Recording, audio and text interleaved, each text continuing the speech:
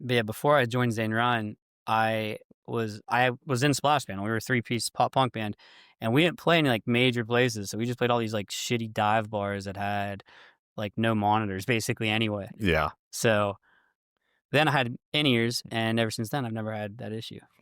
Yeah, in-ears is a lot better. And it saves your ears too. And it helps It the does. sound guy a Yeah. lot. Because he doesn't have to listen to all that back feed. You can hear the fronts a lot better.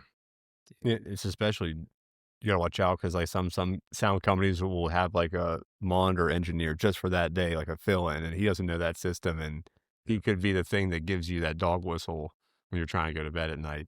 That's the hard part too, is like when you go and you play at a venue that's not used to using your in-ear mix, and it's like they're alien to it. They're like, what is this? And I was like, we've just been working for the past month getting our in-ear mix perfect, and now we got to use, it's a weird. Yeah. No, so they would, it comes to them, they mix it, then it goes to your in-ears? No, so ours goes right into our X-Air. So it goes laptop to X-Air to us. Okay. So we don't need anybody Yeah. working monitors. And then we have a splitter, so the other side goes to front of house, and they control all of that. That's nice. Yeah. And all that's a good these, setup. I'm not into the guitars, but there's no amps on stage anymore neither. No, That makes it really nice. Mm-hmm. dude, I keep telling everybody, I get into arguments. Nothing ever beats an amp. Okay, but your amp doesn't sound great when you're playing in a room this size. You know what I mean? See, I'll argue that. See, I'm the guy that I have that 68 Fender. Yeah.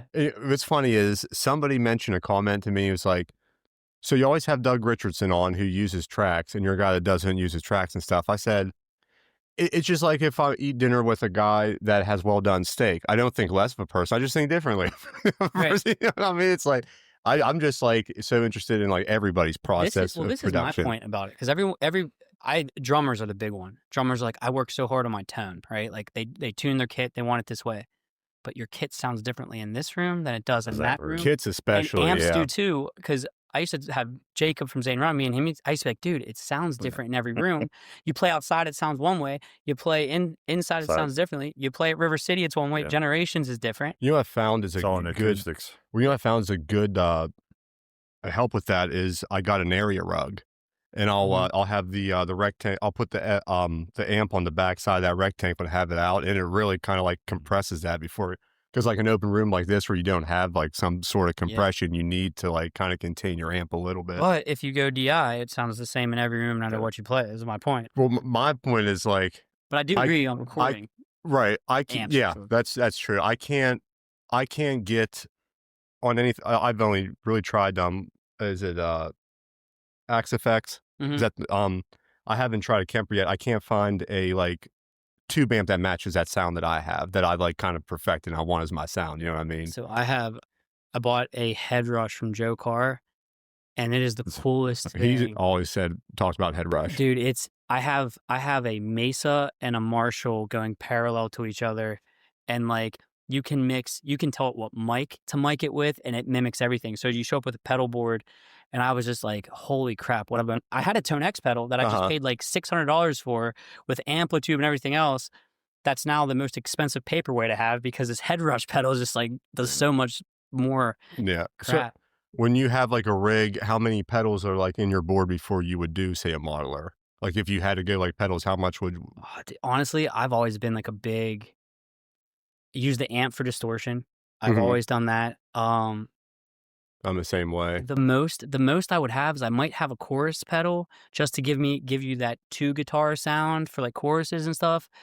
I never messed with too many distortion pedals themselves. Yeah. I had an octave pedal, and then when we used to play 2-piece, I had an ABY switch, and so it split my signal, and I would have one signal go into a octave pedal that just carried the low notes into a bass amp out to the mains, and then the other one was my guitar rig. So I'd have both of them playing. If I wanted bass, I could play one or the other. That's a nice setup. It was a cool setup. It was something different, and it was cool when we played like places like the Alpha, because Devontae was on his E kit, which took up like as much room as this table, and I'm sitting there with and we just 2-piece stuff like that. So it was kind of cool.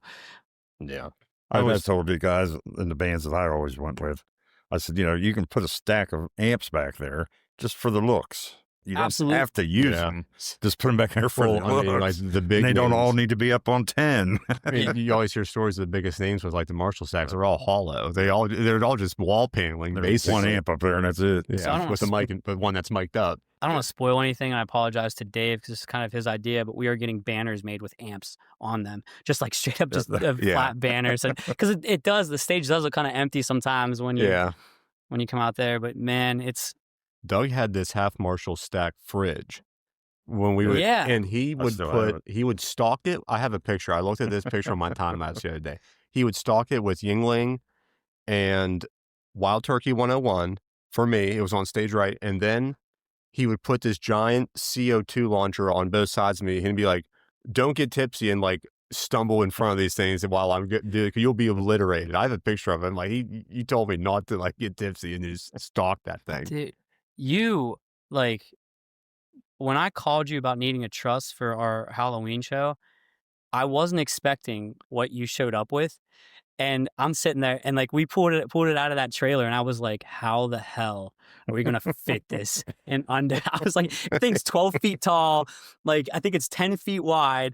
I was like, oh my God. Yeah, it was like, I think it was like the day before I was talking to him on the phone. He was like concerned. He's like, I just hope we don't scrape that truss. it was when we lifted it up, like we washed it. I mean, you had like that much room, but it fit. I was like, oh. Everybody has that exposed ductwork now.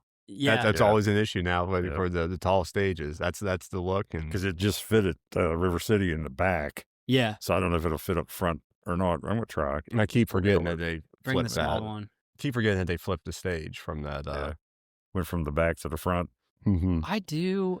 I kind of like it because then you have people walking through the front. Kind of like you get their curiosity. It works everywhere in Nashville. That's what they do. You walk in, the stage is right there inside the door. Yeah. You go toward the back where the bar is. Now you're locked in. You're trapped there. Like you're back there. The band's facing. Well, I'll tell you what I liked about that Halloween thing. That backdrop was. Awesome. So let's talk about that. How did that Halloween bash go? Because I saw pictures of it, and I was there. My wife and mother-in-law have a decor rental company. They were there a wedding the week before, so we were getting kind of the stuff that they had in the corner out as like you guys had some of their stuff in. It looked really big. How'd that go? It was so I want to thank Undos and I want to thank Gigi for having full faith in me because like Gigi was like, Doug, market it how you want. Like, you know your crowd, do your thing. And it was super successful. Like, it was. He brought in his drum riser and that truss that made that stage look massive. Yeah. I made Dave build 2 more risers. So we had 4 risers in the front that kind of build like a wall up kind of in front of like the crowd. So we extended that front of the stage out more. We put them out close to the dance floor. We had people show up from Cleveland that were there. A couple people from New York showed up that were like, we've been meaning to check you guys out. We're just like, this is going to be the weekend. But it was a blast. We had... I can't even like begin to. Who else was there? Albus? Yeah. Albus they're friends from Pittsburgh. They're a mostly original boy band, so it's kind of weird. And what's weird is their drummer is like a metal drummer, so they're a boy band, but they have like blast beats going on. Yeah. So it's kind of interesting. But yeah, their music's good. Their dad jokes are great. I was gonna say they kind of hosted that River Fest. Yeah, they're really the personalities of it. Yeah, I always like working with it. And another thing, too, their drummer is also on an E-kit. That's always seems to be the problem. I have bands that hit us up like, hey, let's do a show together. And then I go, that's cool. Do you want to play Devontae's E-kit? And the drummers are always like, no, I want to play my kit. And then it creates, you're talking 45 minutes between bands that you change over at that point. And just makes it tough. You can pretty much just carry it right off. Yeah, it's all exactly. Together. That's what they did. I mean, I've just messed around on the drums. I wonder how much of a challenge that is if you just did an acoustic set to like do an E-kit right there. I could see like if somebody else's acoustic kit, I don't think you would have as much problem. I don't know, like but I think every drummer is used to some sort of E-kit. Yeah, most drummers I know have an E-kit to practice on. Mm-hmm. They might play their kit live, but they have an E-kit at home to practice. Yeah. Devontae's kit is that kit that I bought that acoustic kit and converted it to an E-kit. So it's the size of a real kit. It's just, it's got mesh heads and triggers inside. Uh-huh. Jason has that one kit that he was using. That's a problem with, especially like drums, like with that need of an E-kit, like the venue changes and that sound, it doesn't matter like how much you like keep up. Like smaller. He has Jason has a real smaller kit where the bass is real long.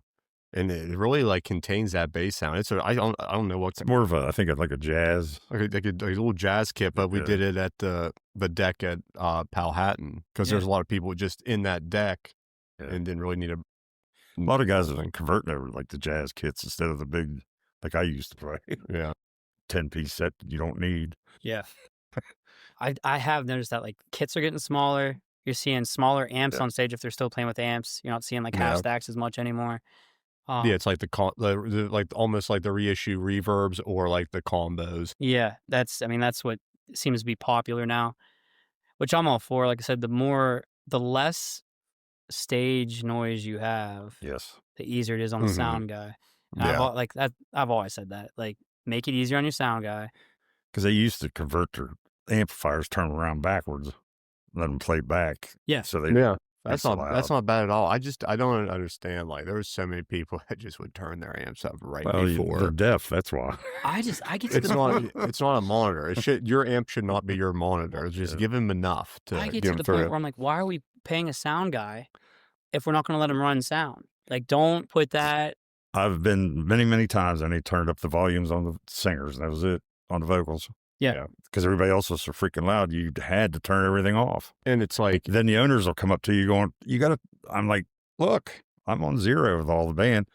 The vocals is anything it's up. this call-in episode of the podcast is brought to you by Groundbreakers Demo and Dirt, providing the Ohio Valley with residential landscaping, excavation, dirt moving, demolition, retaining walls, gratings for them, ponds, and they've really expanded their business into pools as well. Give them a call at 304-639-8161 and check them out on all social media. All you got to do is go to lnk.bio/groundbreakers. Super simple. We'll put the link at the bottom of the video and make it even more super simpler. And if you check them out on the social medias, RIG Studios is making content for them. So you get to see some testimonials, the work that they're doing. You get to see some tutorials, special offers as well. And even when they're hiring right now for seasonal house cleaning. So get a hold of them. Check them out, all social media, lnk.bio/groundbreakers, and give them a call at 304-639-8161. But that's how loud they play. If you give a sound guy enough of your amp, they can turn that into what the front of the house needs for it. And it sounds a ton better than if you would just blast your amp thinking that that's because you can equalize the guitars and stuff with the voices. Yep. You don't want the music above the voices because then you can't hear them sing. Then you don't want it too low because then you hear the vocals too much. You got to get that in between. And when you're up on 10 on an amp, what can you do? Yeah. Have you guys seen the end around trend that's going around? Blazemore's been sending me it. Tool's been doing it. But it's like the band will plop down all their stuff. They're all facing each other, almost like more pop up. Mm-hmm. They'll have like one gate and just people just crowd around them and they kind of just like feed off each other, almost like it would be a rehearsal. Oh yeah. And Tool did that with like a huge cage around. It almost looked like a WWE match. That's kind of cool. And then I saw the pictures of it. Didn't Def Leppard do that? I think so. Green Day did it. Yeah. I remember a video of them. Yeah, that's kind of a cool setup. And I'm thinking, if you do that setup, drop one down with those solar generators that we used. We had 2 of those Furman solar generators on each side of that Bose stage. We had 2 subs, 2 horns on each side, and it ran it for what, 6 hours? 7 hours. Like one generator ran one half of the stage and the board, the other ran the other half and lights. And like it was the whole Bose array system. That's cool. Yeah. And I went home and charged it that night, plugged it in. It was like 45 minutes back to 100%. Oh, that's kind of sick. And there's no noise. No noise at whatsoever. Yeah. It was kind of draining fast because we had Greg Molnar playing and he was using like his pedal board and a vocalizer, so it's draining more. So I looked at Doug, I'm like, if it gets kind of iffy, we'll just cut one bass and one horn from each side and we should be good. Yeah. But yeah, it lasted. Shout out to Brian with your Ryan Sounds. Yeah. That hookup. But back to that backdrop, that Halloween thing that you made, and they put that black light up on it. Dude, I was sitting there in amazement watching it because like the wind would kind of ruffle the curtain in the back and make it look like it's moving. Dude, that was $20 on Amazon. I can't even take credit for that. But it was cool as hell. Oh no, I was like, when I was ordering it, I was like, man, there's like some orange in this one. Hopefully it looks good. It did. It came out good. Yeah. The Thanksgiving one's not so cool. I've found. Like, I'm trying to Really? find one for our night before Thanksgiving bash with Libby Adams, but like I'm on Amazon trying to find anything Thanksgiving or they all look trash. Like they're not Really? Yeah, makes you like want pumpkin spice latte kind of thing. Like it's not. Well, you Yeah, could still it's not do, rock show. Is my yeah, you point. could still do like hay bales and stuff like that or whatever, but Not Doug, not the genre. not the genre. Okay, I got you. I'm gonna make a podcast hot take. I think Wings is 10 times better than Definitely. Yeah, I love that song. so I actually get I get mixed reviews on both of those, and Really? if you're like a old school rock fan or a country music fan, you go with Wings. If you're a pop punk fan, or like, Yeah, and then you like yeah. Definitely better. So it's kind of like, Yeah, I got you on that. which That- both it's a- are it's a both are driving streaming beat. right now for sure. Yeah. So Wing- what about your music videos? Are you going to redo that one? With the kids, Yeah. yeah. Well, so this is what happened. I'm having flashbacks from Definitely where I'm working with Tyler Gray, and he's going through some stuff right now, so he's not readily available. But I'm trying to get the mix right for Punk Rock Kid before I redo that video, because my nephew didn't know the words to the song, so he's just kind of smiling into a microphone. So the original like mix isn't great. But I told him, I mean, he's 7, so he knows that he needs to get this shit right. You know what I mean? Like I pulled him aside. I was like, "Listen, Jordan, this all is falling on you. Don't screw this up." So no, but he's learning the song. The other day he was in the car and he was like talking about it, and I said, "Well, when you have the song down?" And he says, I learned it. I was like, "All right, we'll do it." But now I got to get the mix right for the song before I can shoot the video. So Yeah. this is just a big. And then December, we're going back to record a song that we had recorded forever ago called Mozapalooza, which is just, it's about like being in a rocky relationship and taking a road trip to a music festival with that person. It's like the whole point of the song. But like that song, the idea for that song came out of urinal in college. Like I was taking my best friend at the time, his last name was Mosey, and we were talking about throwing this party, and I was like, as I'm peeing in this urinal, he's like, "Where's my party?" And I was like, "Mozapalooza." I was like, "I have the greatest idea for this song." Like it's weird how that works, right? But yeah. You have a song called Horse People, right? Yes. I actually just found the recording for that. So that's probably going to be our next release, like a start. Oh, really? You're going? Okay. I'm going to release it. I'm giving like Definitely to. So I had to release Wings so that the profiles could be made. So like our Spotify, Apple Music. Right. I had to release a song. You got to get a product. So Basically, so they know you're not an extremist. Exactly. That's basically what it is. Yeah. So we released Wings. So I feel bad because I like that song a lot, but I kind of sent it out to die. So I sent that song out. And then Definitely, we shot the video. We had everything ready to go. I uploaded the video. There was an issue with the video. I was like, "You got to be kidding me." So I re-uploaded the video. The second time I uploaded it, it went fine. But I forgot to set the thumbnail. So now the thumbnail is just a black screen. So I'm like, "Oh, this sucks." So I emailed them about changing it. They changed it, but they haven't updated it on Vivo's side yet. So it's like, that's a pain. So once that thumbnail's updated, I'm going to push this video. Smiley Ann's photo van was nice enough to let us use not only her van, but her property to shoot it on. And shout out Smiley Ann. I know Smiley Ann. Yeah, she's great. And then Tim O'Dell, he shot the whole thing, and he was great to work with. So I was like, dude, I'm gonna like any video that we're shooting after this, I'm gonna hit him up because it turned out great. Like, it was excellent. It was, yeah. Yeah. But yeah, both of those are streaming right now on all platforms, and the music video is also out for Definitely. Now, was there any like issue or difficulty getting any other band members into the music video? Because I know like we're trying to get Devontae in for a podcast in the future. We just got to get him on. Camera. Yeah. So they're pretty good about music videos. The live stuff is what Devontae gets weird about, like because he's just a nervous talker. So I feel like he's afraid he's gonna come off like an asshole on podcasts and stuff, which it kills me sometimes. Like, dude, everybody knows you need to go on. It's not that big of a deal. Yeah, it's funny because the way we do it, no script. I mean, we didn't think of anything. And like right before we sat down and hit the record, we were like, "What are we going to talk about?" And it's just like you just go. Well, that's like before the Halloween show. They were asking me all these questions, and I was like, guys, just because the way my mind works is like once I have something set, I'm already on to the next thing. So they're asking me 100 questions, and I got to the point where I was kind of like, does it matter? If the stage is 4 feet wide, are you still going to play on it? Like, why are you asking me this question? I'm like, I'm already figuring out this. Let me work. Let me spend 7 more hours on DMX lighting so I can figure this out. Because there were some scenes I didn't create yet. And like, shout out to Brian for putting up with me. Because I'm like, dude, I have to come over and I got to stay in your house until I figure out how to work these lights. Because we had this intro planned out. We had this whole thing. And it ended up being good. But I was like, the lead up to that was like, I was a bridezilla. Yeah, I for recorded sure. that intro and the people talking and anything and messed it up. Yeah. I could hear this woman talking about something. I don't know what she's talking about, but kind of messed it up. Yeah. But no, it all turned out good. But man, the work coming up to that, I was like, guys, I have this. Trust me on that. And then like once we set up the stage, Brian was even like, don't make Doug's ego bigger. But yeah, this turned out good. I was like, just stop questioning me. Just let me do it and keep going. Yeah. Dude, you should come over sometime and try to play the tracks. Like, just hear what we hear in our ear and just like... Yeah, just experience like, it is cool. Yeah. I'll do it. Yeah, because it's like... I'll crash Brian's house, everybody. You can use... I'll bring the head rush over. You can mess with it. It's like... Yeah, I haven't done the was it Kempner? Kemper. I haven't done the Kemper. I've just done like the Axe Effects, but that's kind of like early on. I need to try the head rush. Head rush. So I feel like Axe Effects was like the first one. And then... Pod. Remember the old, remember the old red pod farms? Pods are like Voldemort. Like, you don't say that. You know what I mean? Like, that's not real.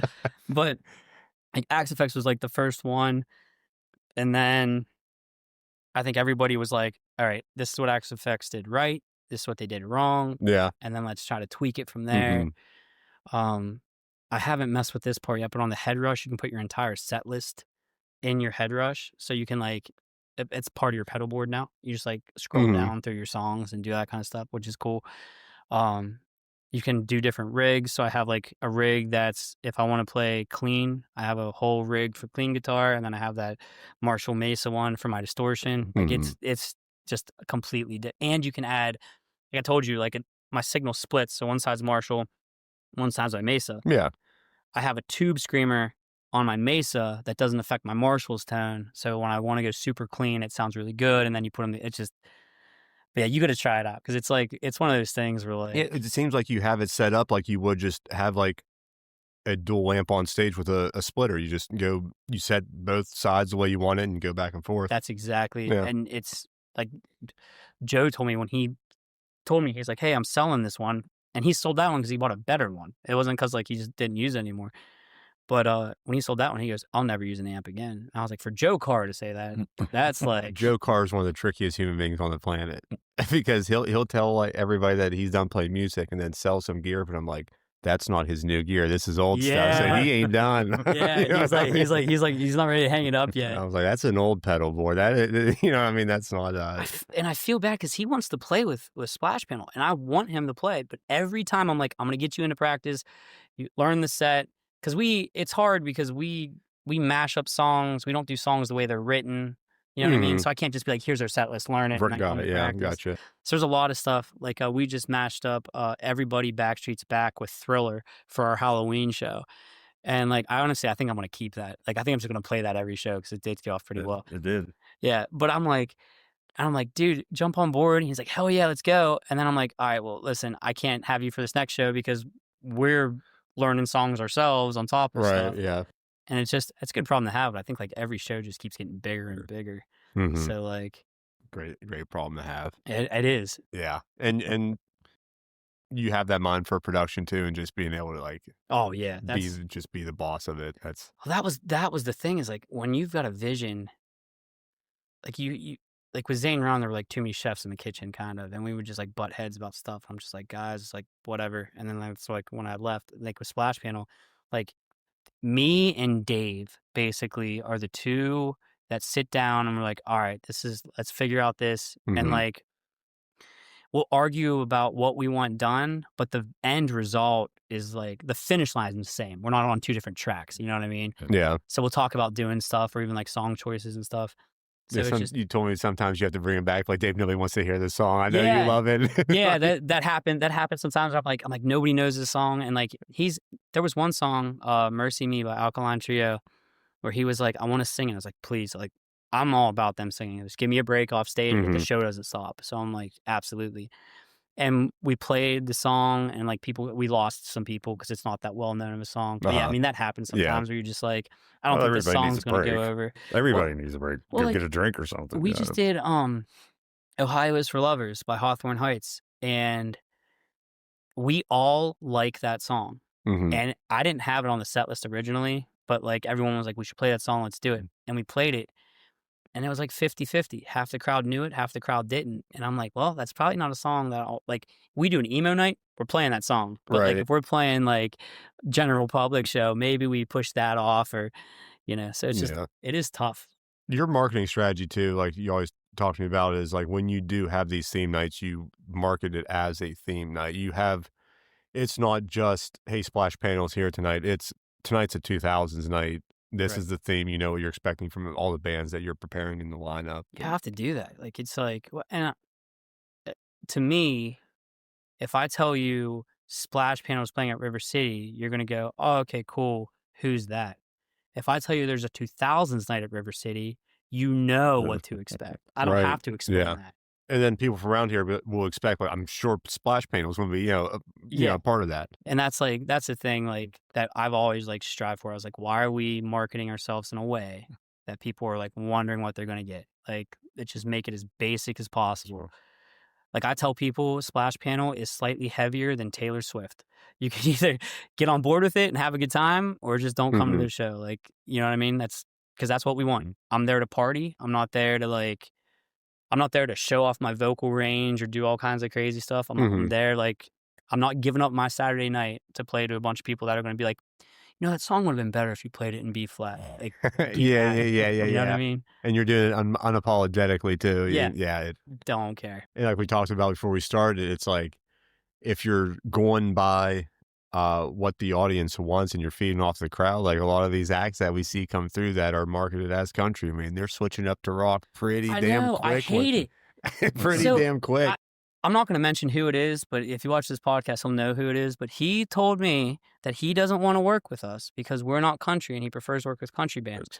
Meanwhile, working with country bands that are playing pop punk music, which is our specialty, and they sound weird because it's like the middle, but it's like, I don't even know how to explain it. It just doesn't sound right.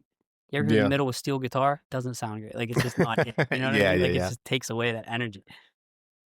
There's just only so many country songs that have the energy to get you up dancing. I know. There's a few, but most of them are crying your beer type of thing. I know, and that's the thing that I'm sitting there going, you want to tell me that people want to listen to country music, so you book a country band that's playing not country music. It makes no sense to me. Yeah. And I think what hurts us too, like locally, I can't tell you how many times people have told me, we were not going to book you because you're from Wheeling. I'm like, oh.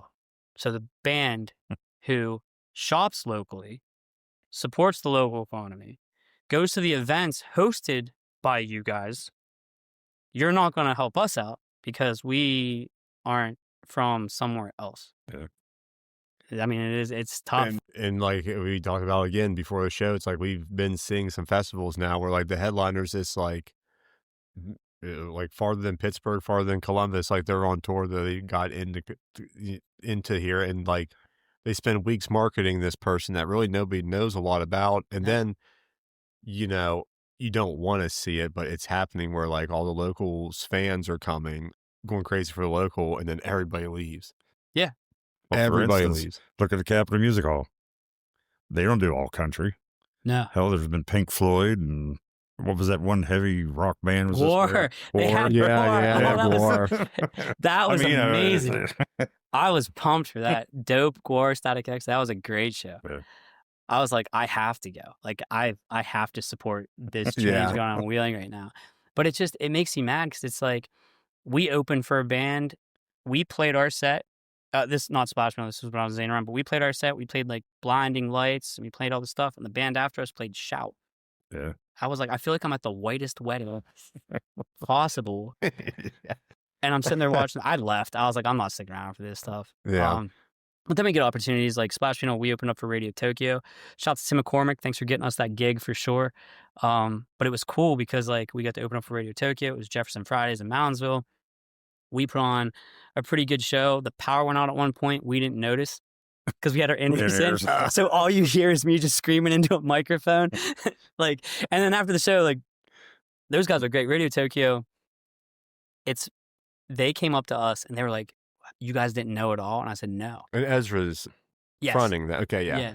But I was like, no, we didn't know at all that our stuff went on. And the one dude was like, what in-ear monitors are you? Like, he's like looking them up. He's like, I'm going to buy a set of these. I was like, dude, that's hilarious. The thing is, though, is like, if stuff like that doesn't happen, then I'm just going to be like, oh, yeah, we had a good show. You know what I mean? I have nothing to talk about. So, like, and like stuff like that, you can't control. Mm-hmm. Like, you had Mikey Graham and Tim McCormick there. You have the two best sound guys in Ohio Valley, and that still happened. You know what I mean? You can't. Mm-hmm. What would be like your worst stage, like technical mix up that you've had before? Just like your monitors cut out one time at a show. We had one show, the click track went through the mains for one song. So there was an issue with the track itself. That was kind of weird. But like in our ear, you hear chorus 2, 3, 4. Yeah. I'm singing as that stuff is being said, so I don't think like the fans notice too much. So to them, it just sounded like a woodblock. Right. I mean, I've had my batteries die in my in-ear monitors, which I can play without them. So like if I can hear the band, I can stay on tune. Yeah. But if I have my in-ears in, I can't hear anything because they are like noise canceling. So I've had that happen where I was like, I don't even know if I'm on the right pitch right now. Like, yeah.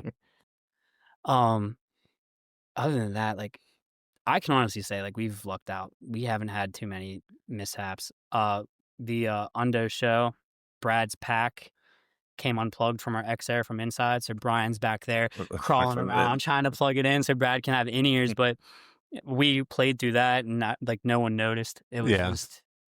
I just think, like, our stuff, it's always just been, like, a monitor engineer, like... Yeah. Power going out. It's usually always the power going out, yeah. That's usually what it is. Remember when we came up to that little town and they said we could use their distro power that came in off, like, the power pole? They thought it was, like, quadruple the amount of watts that they had, but we plugged everything in. You just see sparks flying and all this stuff because we were sucking so much out with, like, Doug's stage and everything. I've had that happen many, many times. That's when we were in a band where we were following it around in a box truck, and me and a couple of guys, we went in the box truck and hotboxed it for like 20 minutes before our show. So we go out and we play the show, and they pull the box truck up right by the stage to put our sound system back up, and the door open. And I mean, the police station was there, all the firefighters. They open up this back door, and this cloud of smoke rolls out. That's just been staying there. The guy in the truck looking at us like, you bastard. Didn't get busted. They just let us go. They didn't care. Must have had a good show. Man, it's just... Well, a lot of these bars don't understand. They put stuff on a 20 amp breaker, and it does not work.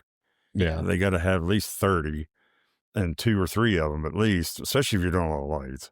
That's when you got to worry. But a lot of these new LED lights, you don't have to worry because they're low wattage, but still 20 amp breakers ain't going to work. No. I'm surprised I was sitting there praying the whole time on those. Oh, I was too. Because I mean, they're on 20 amp breakers, right? No, there's a reason why it was sketchy though. When we set everything up and plugged everything in, the lights were flickering, like they were getting brighter and dimmer, and I was like, "Why is this happening?" Yeah, and I was like, "At least it's sound check. If it goes out, it goes out now, and we can figure it out." But we didn't have any issues. But I also was like, we were going to use fog. I decided not to use fog. I didn't want to bring any extra because I know fog machines use a lot of power. Yeah. Anything with like light or heat, anything that makes something warm. We talked about using cold spark, and I was like, nope, no, I'm not even going to attempt it. Like, yeah. After Brian, the last 2000 night we did at River City, Brian hit his geyser fog machine one time. That was like, doom. Gone, I was like, oh, man. I'd like to get those working, though, because those lights would look sweet. Yeah.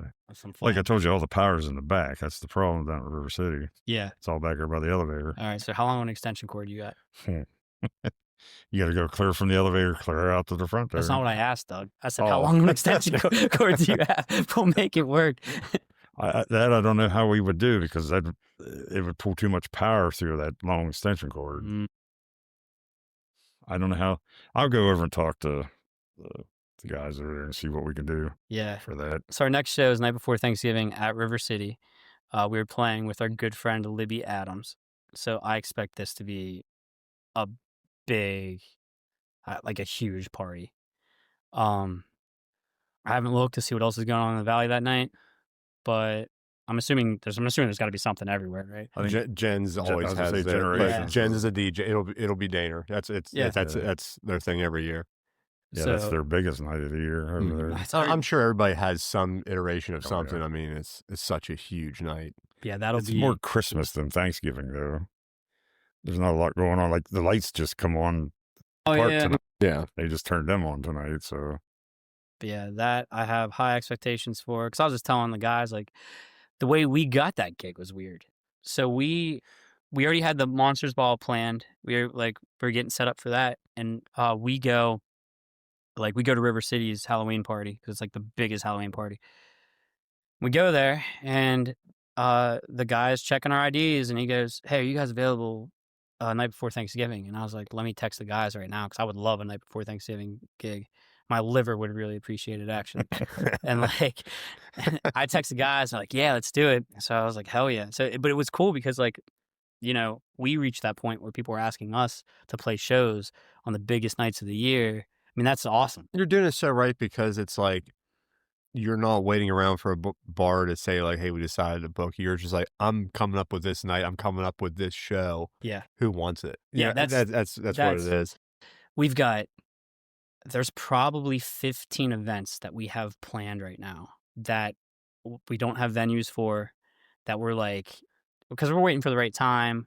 We want to do a White Lies party, but you don't want to do that in the wintertime because you don't wear a t-shirt to a bar when it's cold out. We want to do a White Lies party. We're kicking around the idea of doing something for Christmas, but that's kind of up in the air. That would be cool to do at Generations. Because that's the one bar we haven't played yet, but that's not.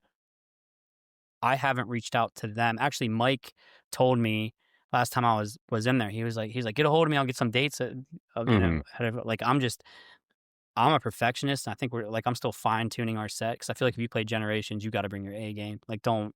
Yeah. So I'm we still are fine tuning some stuff, but yeah, it's just where we're at right now is so nice because we're selling shows where we're getting 100+ people that show up just because we're playing. We're releasing original music. We have music videos out. Is there anywhere in Pittsburgh? So we have played 222 Ormsby, which it's this cool.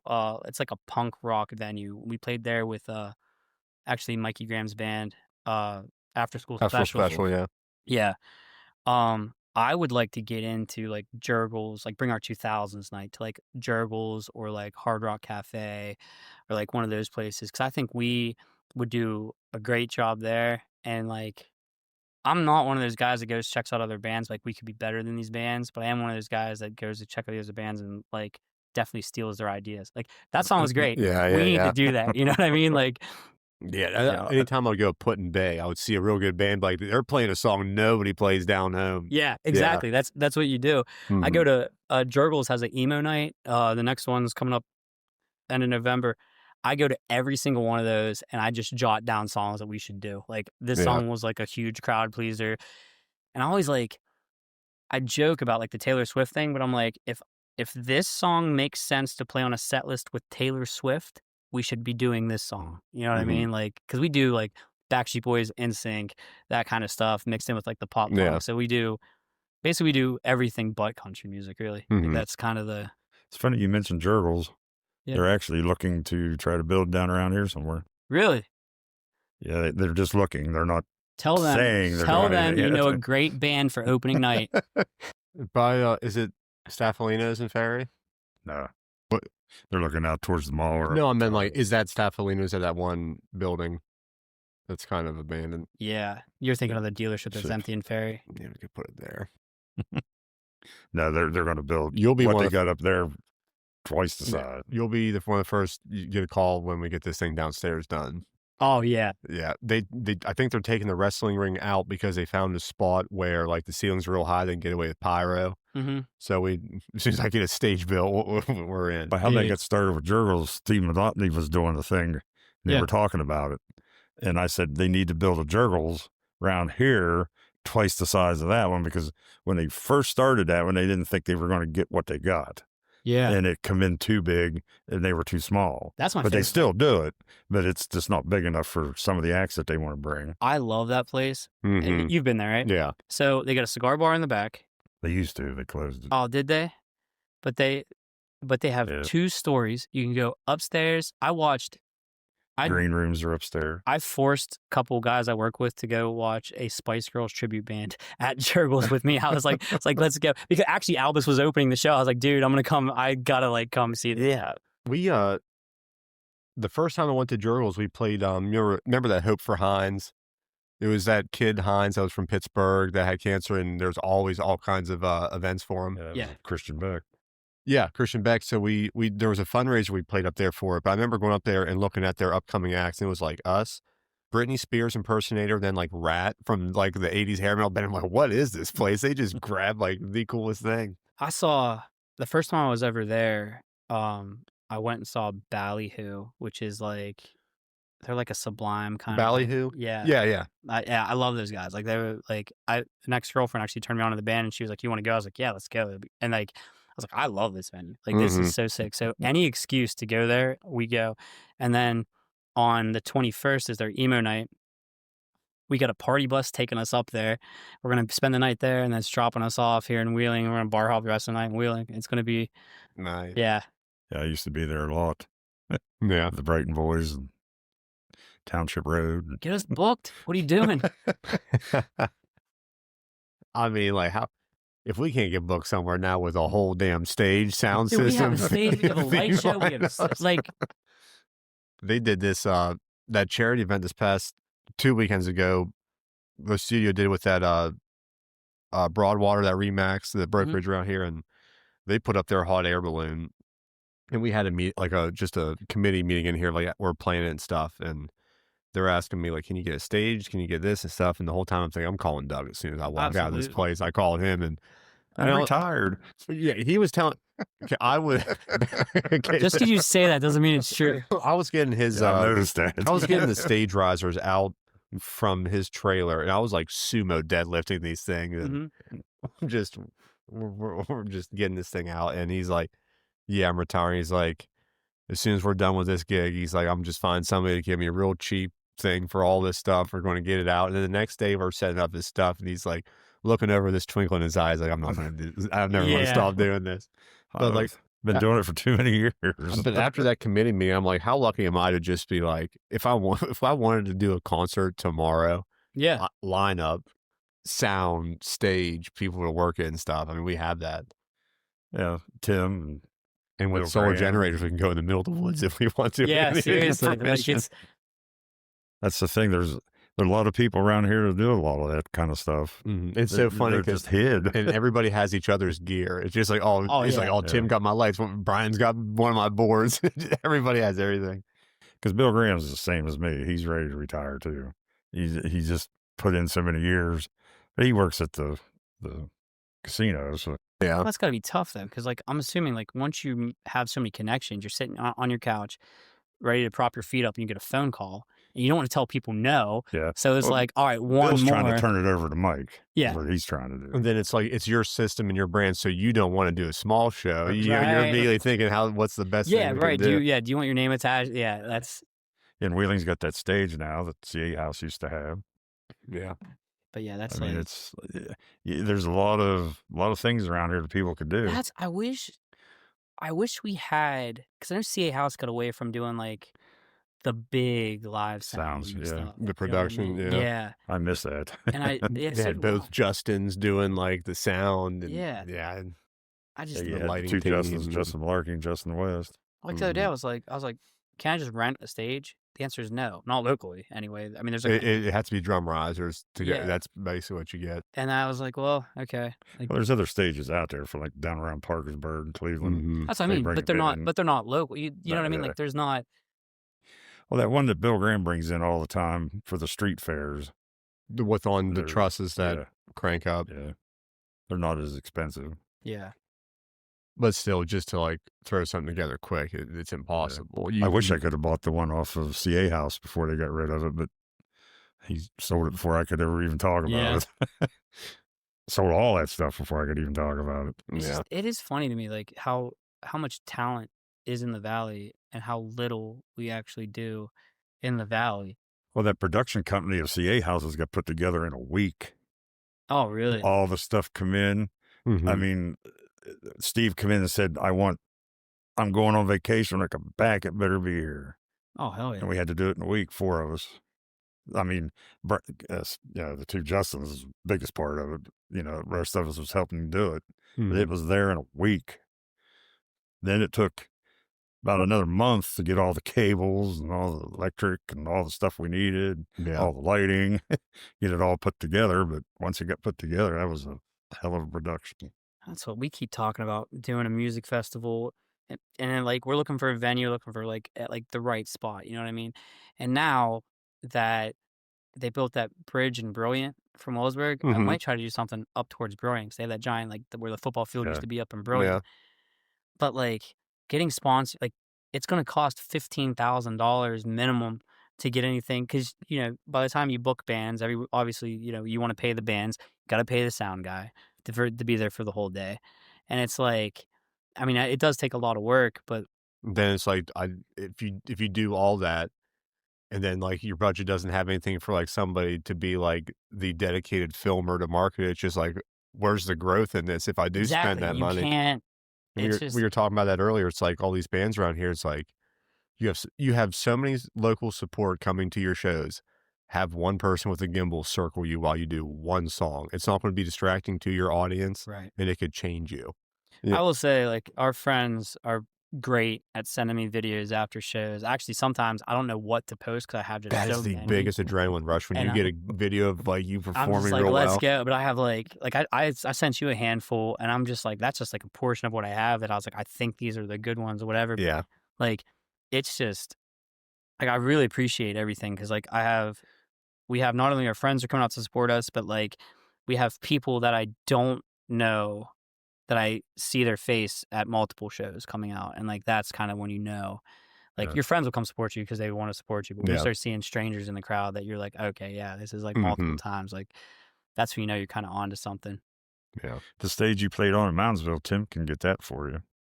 So I thought about like going like that route. I was kicking around that idea. I think he said it's like $2,200. It's like that. I was looking into like beer distributors, and I have to figure out how I'm not going to lose my ass on it. Is like the thing. That's the hard thing. And like when I was talking about earlier, like I wish more pop-up stuff would happen in Wheeling. Like, I feel like if we did something in Wheeling, you're guaranteed a crowd. But then you're competing Brewfest. See, I've always talked about I'd like to put on a big show of DJs and bands and everything at the Civic Center. That'd be cool. Someday, one of these days. Aren't you? Wait, well, do it before you retire. So you Already have 30 minutes to put this together, Doug. Because that's the only place you really could do something that big. I mean, like Generations wouldn't be big enough because you couldn't move things around fast enough. The Civic Center would be perfect. You could do like the stage in like a